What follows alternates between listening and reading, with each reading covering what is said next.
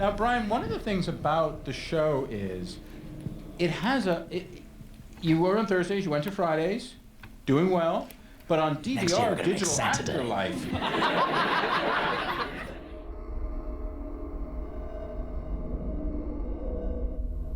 We concluded season 2 in such a dramatic way, with everybody essentially being left for dead. And one of the things that was very important to me in terms of telling the story of season 3 was making sure that we were in Will Graham's point of view for the trauma that he experienced. And I think if we had come back into a Red Dragon arc immediately, or did a big time cut, or somehow re-engaged the crime procedural aspects of the series, it, to me, felt inauthentic. You know, in structuring a season 2 and how the final would end up, we always knew we had the basis of Thomas Harris's books to tell. And what was a perfect feathering of going into them, the tale, having told Mason Verger's story out of the context of the book Hannibal, to go into then the story of Hannibal. And the way Hannibal, the book, opens, he's in Florence. The foyer is the Norman chapel in Palermo. Severe and beautiful and timeless, with a single reminder of mortality. A skull, graven in the floor. The thing that I wanted with Will Graham as our protagonist is to be in his point of view in that trauma, because he is essentially lost somebody that was very close to him. Another person that was very close to him was murdered right before his very eyes. And we needed to feel his trauma. We needed to feel that he was in a state of confusion, of what is real, what is not real. What happens on Hannibal is a lot of people almost die and then come back from the dead. There's always a chance that you're not really dead if you're dead.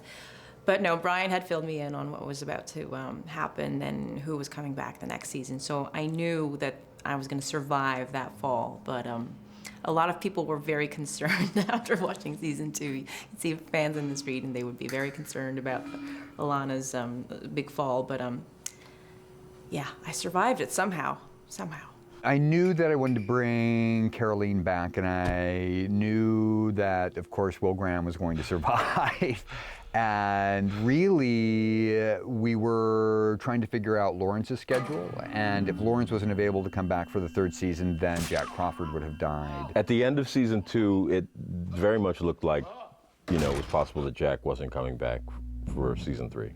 Every season you have to review with your actors what the role would be for the next season. And there was a question how much Jack Crawford, how much the character of Will Graham would be in Europe, because that was a whole thing. You know, obviously Hannibal's out, he's in Europe, but you can't have everybody on top of him. He would be caught.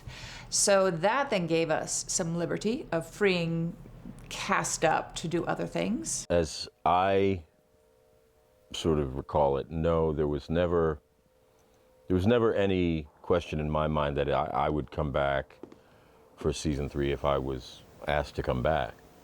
I had no reservations about that. It was just a matter of whether or not they were gonna let Jack live at the end of season 2. You have a nice life here. Yeah, I'm lucky here. I know that. Like, we had to be smart about knowing what those deals were, but the truth was, as we started up again for season 3, those shows, you know, Lawrence's show, were only just starting up as well, so we didn't know how much he was going to be in it. We didn't know how long his show was going to be on. His show was going to be on air. We knew we had 13 episodes. Brian assured me that I was coming back. I didn't know how it would happen, but you do wonder.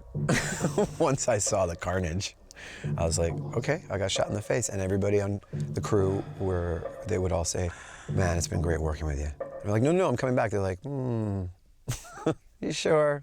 You know, with Raoul, we were told pretty early, there are a certain number of episodes that you can have him for. So he was the one person where we really said, okay, we can have this many episodes, we're going to make them count. You know, with Raul Esparza being down in New York and his show, it being an NBC show, you would think that, oh, sure, it's easy to back and forth, but you never want to give up your actor. Who knows if, you know, another scene or this or that, or you always want to have everything and not give it away. Well, you have to work with other productions. So it was always the production office nightmare.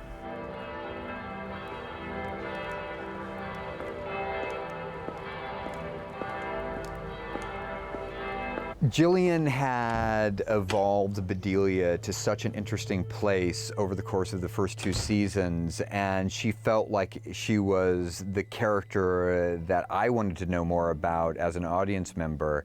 And so as we were reaching the end of season 2, I called up Gillian and I said, what do you think about this as an ending? Je vous en prie. Madame? No, merci.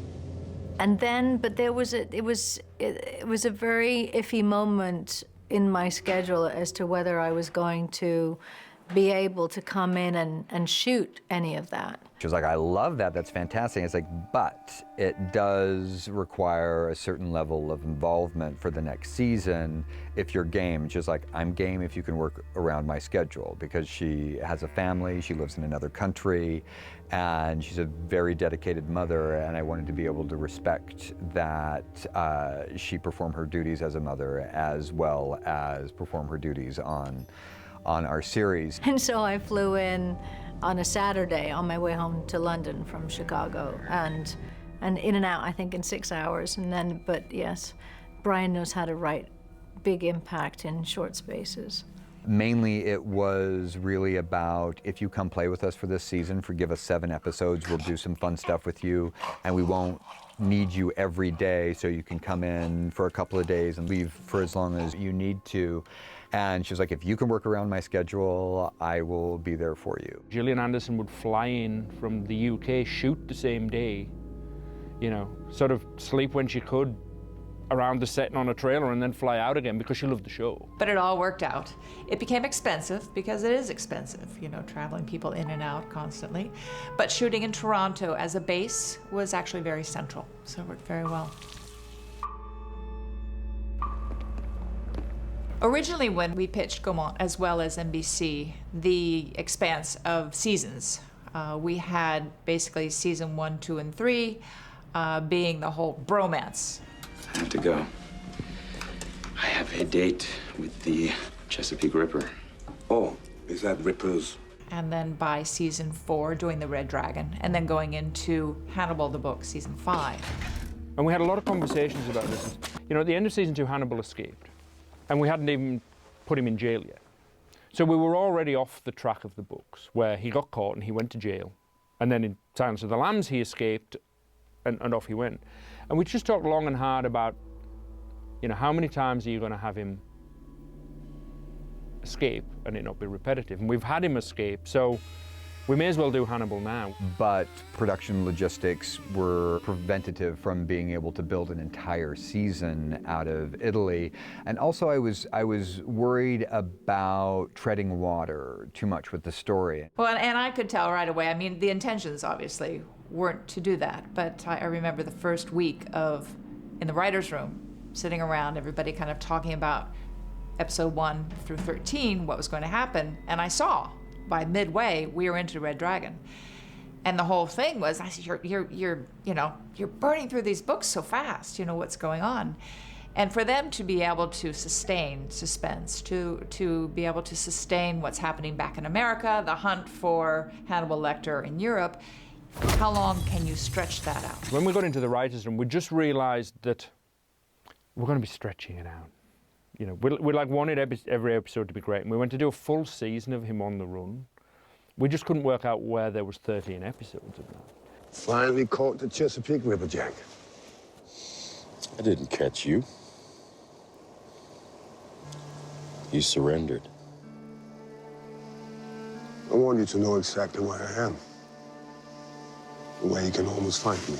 I think it actually benefited us to shore it up and make it 7 episodes as opposed to 13, because it allowed us to focus on the movement of the story and not stop and tell a tangential story just because we needed an episode to fill in the slots. And then similarly, when we looked at Red Dragon, the book, we were like, well, we don't know where there's a full season in that either. And unless you started re-injecting sort of cases into the show, you know, those murders of the week. And we'd sort of pulled away from that, and Brian, I think, was really excited that the procedural element had fallen to the back. Then considering Red Dragon and how much everything about this show is a prequel to the Red Dragon storyline, and given that our ratings were terrible, that I wanted to make sure that we got that in under the wire, as it were, because NBC had been very honest about, we are trying to hold the scheduling department at bay who wants to cancel this show and wanted to cancel it after the first airing in the first season. But because Jen Selke made a promise that she was going to try to protect the show as much as she possibly could, we were on the air for 3 seasons despite ratings that no other network would allow us to stay on the air with those numbers. And I was just worried that if we didn't tell the story now, we wouldn't be able to tell the story. Well, it was kind of strange because we've been hanging in there tight for the first couple of seasons, and we all thought that it was in the bank for the 4th season. And it just came quite abruptly that it looks as if it's not going to be renewed. And then the rumors started spreading, and all of a sudden it was a fact. NBC has it for domestic, and in their agreement they have certain deadlines of when they can air it, and then a certain deadline of when they can tell us to, renew the next season. This season we started late.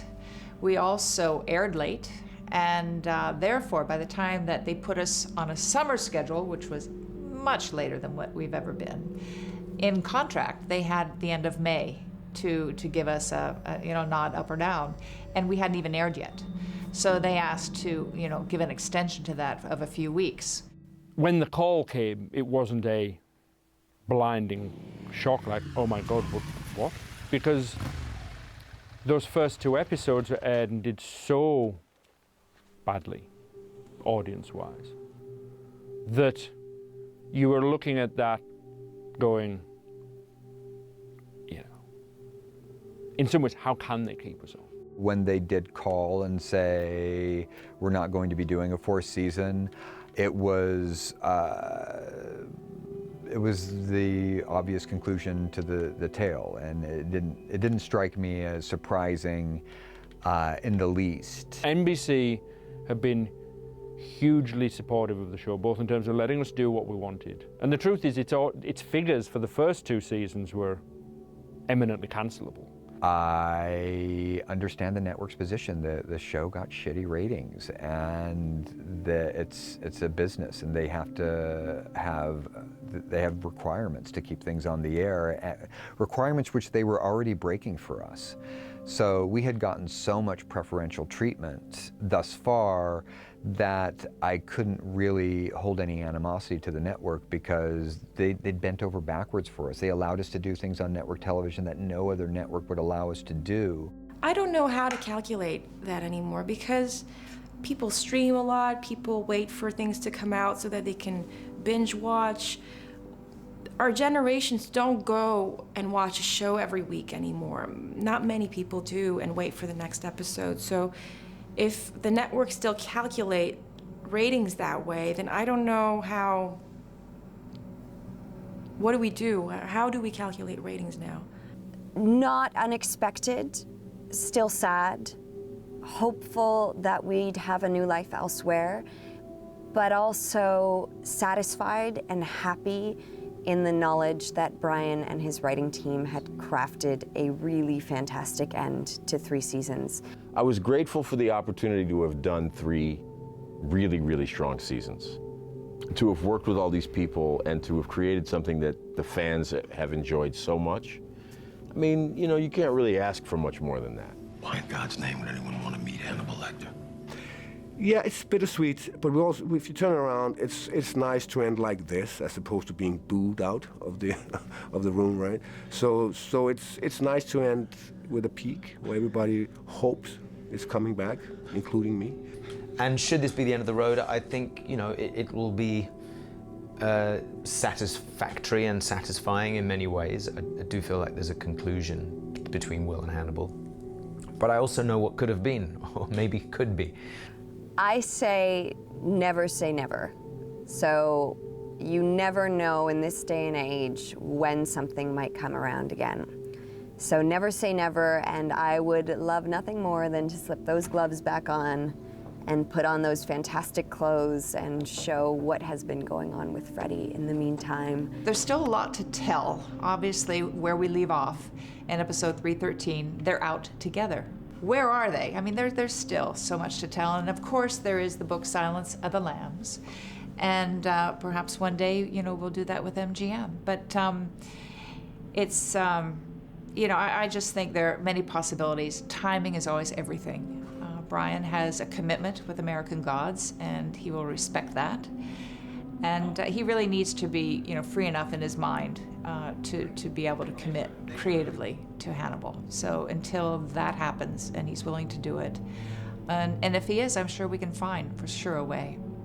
And as we've seen recently with the sentimentality of the audience, that we're seeing a return of the X-Files, we're seeing a return of Twin Peaks, we're seeing a return of a lot of cult television that had a heavy impact with audiences. I'm not closing the door on Hannibal. I think there's stories yet to be told. Actually, I think the most interesting chapter of Will Graham's story is yet to be told. I could absolutely see a return to these characters and this tale, and Signs of the Lambs is still untold in this mythology. So I'm curious to see what the future will bring and see if the finality of the finale might spark a tinder of some kind to set it all on fire again. Nothing here is vegetarian. Bon appetit.